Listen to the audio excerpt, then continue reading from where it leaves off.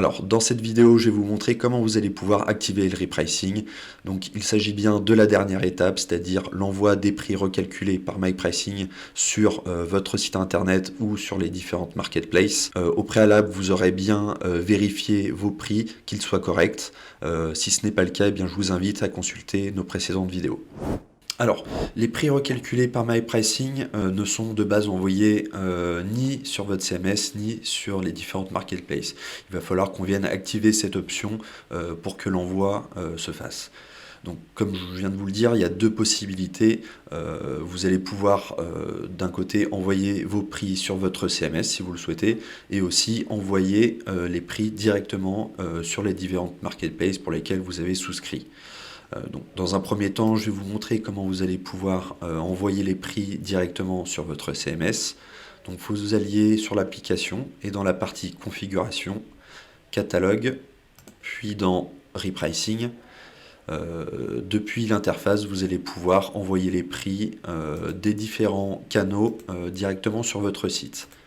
Alors, si vous sélectionnez un canal, vous allez pouvoir activer l'option de l'export de vos prix calculés. Donc, il faut cocher cette option et ensuite choisir la méthode. La méthode, c'est la manière dont on va enregistrer les prix sur votre site. Donc, la méthode price, ça va venir écraser vos anciens prix qui sont dans le champ price pour les remplacer par ceux qu'on a calculés.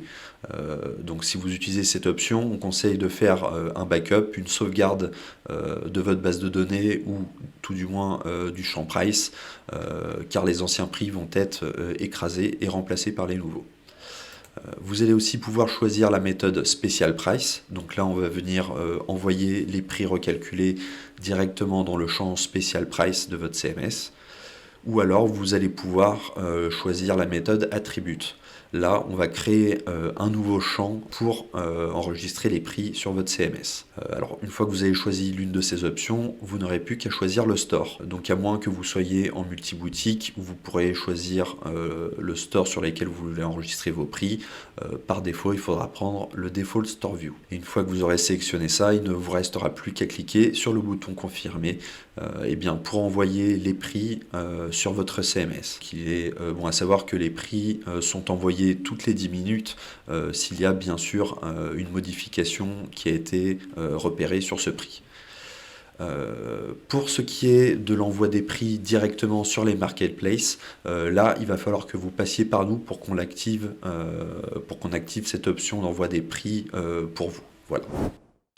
Voilà, et bien j'espère que cette vidéo vous aura été utile et surtout n'hésitez pas à nous contacter sur notre adresse de support si vous avez la moindre question ou si vous souhaitez que l'on fasse cette phase d'activation ensemble.